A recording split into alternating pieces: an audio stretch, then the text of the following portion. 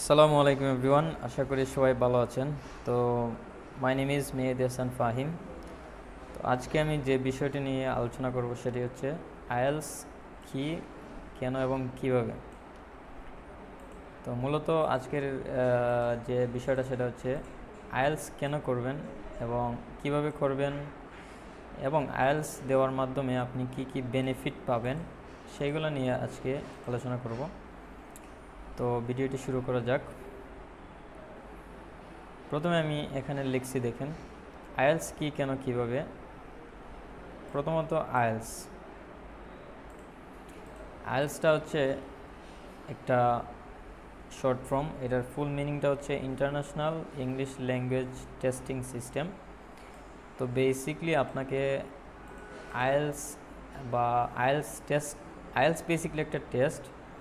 এটা হচ্ছে English language test. আপনি ইংলিশ ল্যাঙ্গুয়েজটা কতটুকু পারেন অথবা আপনার লেভেলটা কত, সেইটা অ্যাসেস করার জন্য আইএলস টেস্টটা মূলত কন্ডাক্ট করা হয়। এবং একটি আন্তর্জাতিকভাবে স্বীকৃত ইংরেজি দক্ষতা পরীক্ষা, যা সাধারণত উচ্চশিক্ষা, প্রথমত ছাত্রছাত্রী যারা বিদেশে উচ্চশিক্ষার জন্য যেতে চায় অথবা চাকরির জন্য অথবা অভিবাসনের জন্য যারা যেতে চায় তাদের জন্য আইএলসটা রিকোয়ার্ড। নিচে আইএলস কি, কেন ও কীভাবে বিষয়টি বিস্তারিত তুলে ধরা হলো। তো আইএলস কি? আইএলস হলো একটি ইংরেজি ভাষা দক্ষতা পরীক্ষা যা 4টি স্কিলে ভাগ করা হয়। তো আইএলসের মধ্যে 4টি স্কিল রয়েছে অথবা 4টি মডিউল রয়েছে। প্রথমত হচ্ছে লিজনিংয়ের মধ্যে আপনাকে টেস্ট করবে যে আপনি কানে শুনতে পারেন কি না। লিজনিংয়ের সময়টা হচ্ছে বর্তমানে প্রায় 30 মিনিটের মতো, আর আপনাকে লাস্টে 2 মিনিট দেওয়া হয় উত্তরটা চেক করার জন্য। তো কম্পিউটার বেসড একটা টেস্ট আছে। আইএলসের মূলত দুইভাবে টেস্টটা কন্ডাক্ট করা হয়, একটা হচ্ছে পেপার বেসড এবং একটা হচ্ছে কম্পিউটার বেসড। যেহেতু বাংলাদেশে বর্তমানে ইউকেবিএ যে টেস্টটা আছে ওইটা কম্পিউটার বেসড হয়ে গেছে। তো কম্পিউটার বেসডের জন্য আপনাকে 2 মিনিট সময় দেওয়া হবে লাস্টে উত্তরটা চেক করার জন্য। আর আপনি যদি পেপার বেসড দেন তাহলে আপনাকে 10 মিনিট সময় দেওয়া হবে আপনার আনসারটা ট্রান্সফার করার জন্য। তারপর হচ্ছে দেখেন রিডিংয়ে আপনি 60 মিনিট সময় পাবেন। রাইটিংয়ে আপনি সিমিলারলি 60 মিনিট সময় পাবেন। আপনাকে মূলত এখানে এসে লিখতে হবে এবং বিভিন্ন ধরনের চার্ট থাকে, একটা চার্ট আপনাকে লিখতে হবে। আর স্পিকিং হচ্ছে, আমরা সবাই জানি, এটা হচ্ছে আপনাকে কথা বলতে হবে।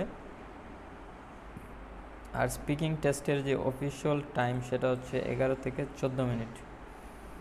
তো ultimately listening, reading, writing and speaking এই 4টা মডিউলে আইএলস টেস্টটা মূলত কন্ডাক্ট করা হয়।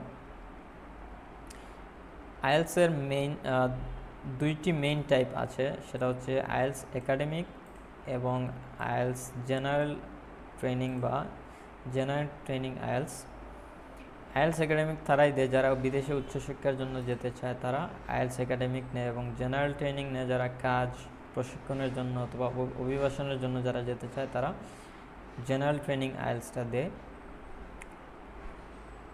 তো আমরা দেখি আইএলস কেন দিতে হয়। আইএলস স্কোর প্রয়োজন বিদেশে বিশ্ববিদ্যালয়ে ভর্তি হতে। আপনি যদি বিদেশে পড়াশোনা করতে চান তাহলে আপনাকে অবশ্যই আইএলস দিতে হবে। ইমিগ্রেশন বা স্থায়ী বসবাসের জন্য আবেদন করতে আপনাকে জেনারেল ট্রেনিং আইএলস বাধ্যতামূলক নিতে হবে। আইএলস কিভাবে দিব? আইএলসটা কিভাবে দিবেন? প্রথম ধাপ হচ্ছে প্রস্তুতি। আপনাকে আইএলসের প্রস্তুতি নিতে হবে অবশ্যই। ইংরেজি গ্রামারের প্রতি আপনার ভালো একটা দক্ষতা থাকতে হবে, ভোকাবুলারি জানতে হবে, নিয়মিত লিসনিং প্র্যাকটিস, রিডিং, প্যাসেজ সমাধান, এসে লেখা এবং স্পিকিং অনুশীলন অবশ্যই আপনাকে করতে হবে।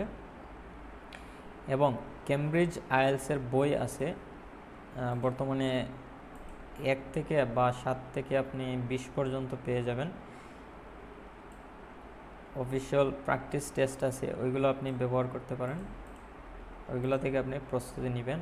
আর অবশ্যই আপনাকে একটি ইনস্টিটিউটে ভর্তি হলে আপনার জন্য বেটার হয়।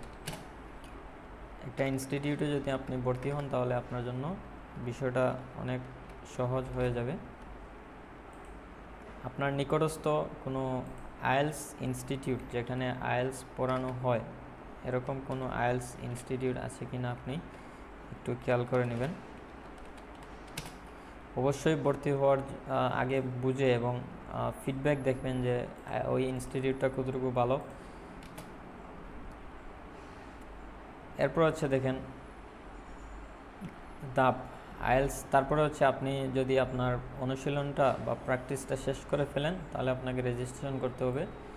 রেজিস্ট্রেশনের জন্য আপনি ব্রিটিশ কাউন্সিল অথবা আইডিপির ওয়েবসাইটে গিয়ে অনলাইনে রেজিস্ট্রেশন করতে পারবেন, অথবা আপনার যে ইনস্টিটিউটে ভর্তি হবেন ওই ইনস্টিটিউটে যদি পার্টনারশিপ থাকে তাহলে আপনি তাদের মাধ্যমে রেজিস্ট্রেশনটা করতে পারবেন। এবং পাসপোর্ট থাকতে হবে। আপনি যদি ইউকিউবিএ টেস্ট দিতে চান তাহলে পাসপোর্ট থাকতে হবে। আর যদি স্ট্যান্ডার্ড নেন তাহলে আপনাকে এনআইডি থাকতে হবে অবশ্যই, পাসপোর্ট যদি না থাকে। এবং হচ্ছে আগামী মাস থেকে বাংলাদেশে প্রায় 31,970 টাকা আইএলস রেজিস্ট্রেশন ফি থাকবে।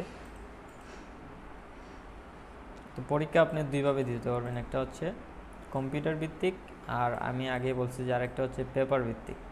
তো পেপার নিতে হলে আপনাকে স্ট্যান্ডার্ড এক্সাম দিতে হবে। আপনি যদি পেপার ভিত্তিক টেস্ট নেন তাহলে আপনাকে স্ট্যান্ডার্ড এক্সাম দিতে হবে।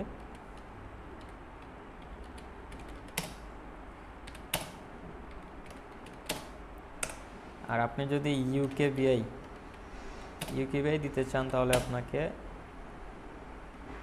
আইএলস অন কম্পিউটার, আইওসি যেটাকে বলে তারা,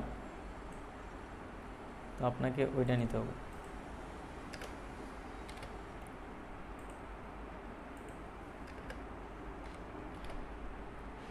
মূলত বাংলাদেশে বর্তমানে দুইভাবে টেস্ট দেওয়া যায়, একটা হচ্ছে স্ট্যান্ডার্ড এক্সাম দিতে পারবেন আপনি পেপারে লিখে এক্সাম দিতে পারবেন।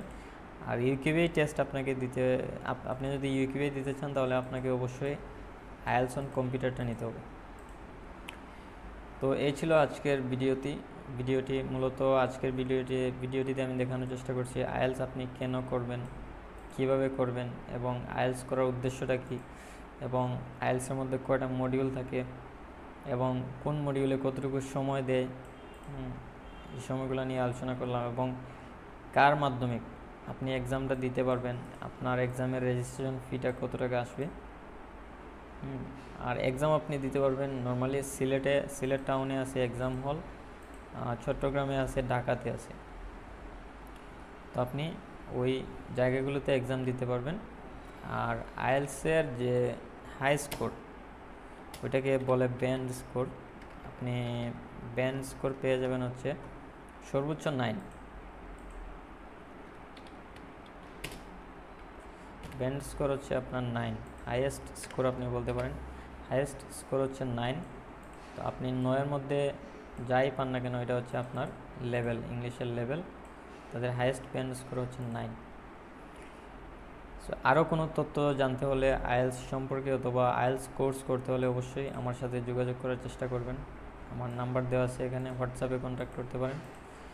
Thank you so much for watching this video.